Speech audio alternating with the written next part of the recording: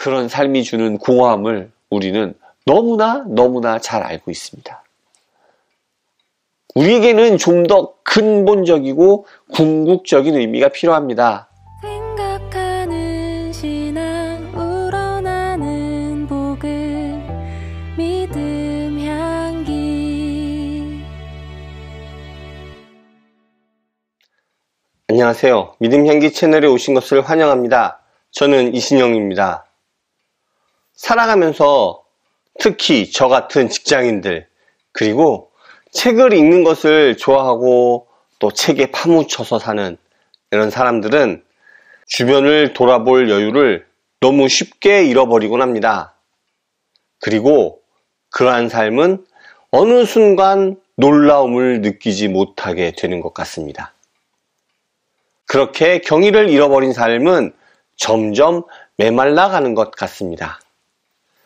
오늘 준비한 책은 그런 경이로움에 대해 다시 한번 돌아보는 책입니다. 바로 이 책, 이종태의 경이라는 세계입니다. 이 책의 저자분은 사실 저는 잘 모르는 분인데요. 직접 뵌 적도 물론 없고요. 그런데 아마 많은 분들이 그분이라고 하실 만한 이력을 갖고 있습니다. 바로 C.S. 루이스의 순전한 기독교를 함께 번역하신 분입니다. C.S. 루이스의 책들을 주로 번역하신 분으로 크게 3분 정도 꼽는데 그 3분 중 한 분이십니다.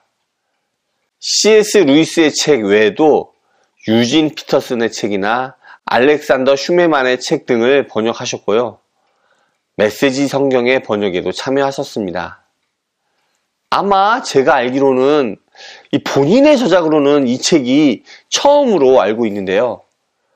번역으로 내공을 많이 쌓으셔서 그런지 첫 저작도 참 좋은 것 같습니다. 이 책은 제목에서 나와 있듯이 경의에 대해서 쭉 이야기합니다.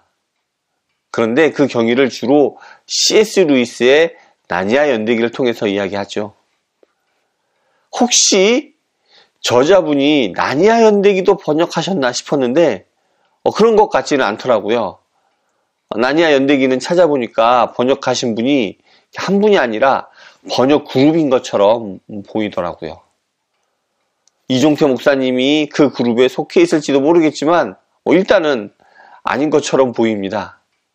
어쨌든 나니아 연대기를 통해 잊고 있었던 경의를 일깨웁니다. 책의 앞부분에서 근대화를 통해 탈주술화되었고 그로 인해 우리 인간은 삶의 의미를 잃어버렸다라고 이야기합니다. 이제 별은 더 이상 밤하늘에 빛나는 아름다운 신비가 아니라 불에 타는 가스 덩어리일 뿐이죠. 무지개는 더 이상 우리의 마음을 뛰게 하지 않습니다. 인간이 정말 의미가 필요한 존재인지는 생각해 볼 문제이긴 한데 저 자신을 돌아보면 의미가 정말 중요하구나 라는 생각을 하게 되네요.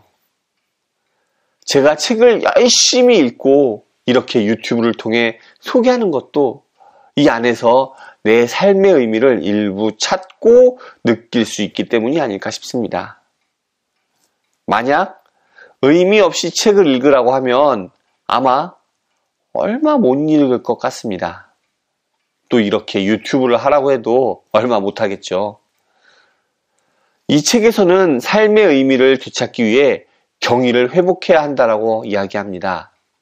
그리고 그것을 위해 인간, 동경, 호기심, 사랑, 은혜, 표징 등을 찾아냅니다. 그리고 탈주술화의 핵심이었던 과학도 살펴보죠. 과학이 무조건 잘못이라고 이야기하지는 않습니다. 다만 과학으로 모든 것이 설명 가능하다고 생각하는 과학주의에 대해서 반대하죠. 즉 우리는 과학으로 설명하지 못하는 부분이 있고 그 부분을 경의를 통해 만나고 깨달을 수 있습니다. 그리고 그 안에서 우리는 의미를 찾을 수 있죠. 이 책의 들어가는 글에는 이런 문장이 있습니다. 우리가 사는 재미와 삶의 의미를 잃은 건 어쩌면 경의를 잃었기 때문일 수 있습니다. 하늘에 걸린 무지개를 볼 때면 뛰었던 가슴을 말이죠. 그런 가슴을 되찾는 것이 영혼이 빠져버린 우리 삶과 이 세계에 다시금 생명의 숨이 깃드는 일, 곧 부활의 삶의 중심인지 모르겠습니다. 저자는 경의를 회복함으로써 세상과 삶의 생명이 회복되는 부활을 맛볼 수 있다고 이야기합니다. 우리는 하나님의 사랑과 은혜로 경의를 회복하고 부활의 삶을 살아낼 수 있겠죠.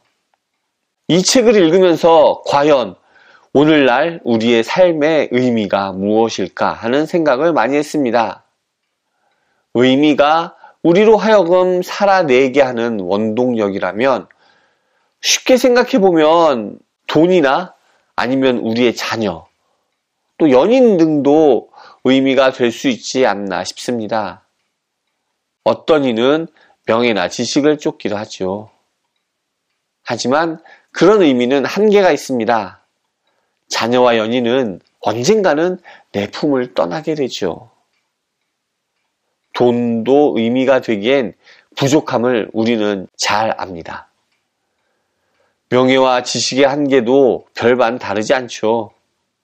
물론 현실이라는 이유로 돈을 추구하는 삶이 참 많지만 그런 삶이 주는 공허함을 우리는 너무나 잘 알고 있습니다. 우리에게는 좀 더 근본적이고 궁극적인 의미가 필요합니다. 경의를 통해 우리는 사랑과 은혜를 맛보고 의미를 찾을 수 있습니다. 이제 연말입니다. 이제 2023년도 며칠 안 남았는데요. 남은 2023년 동안 사랑과 은혜를 느껴보고 경의를 회복하는 시간을 가져보면 어떨까요?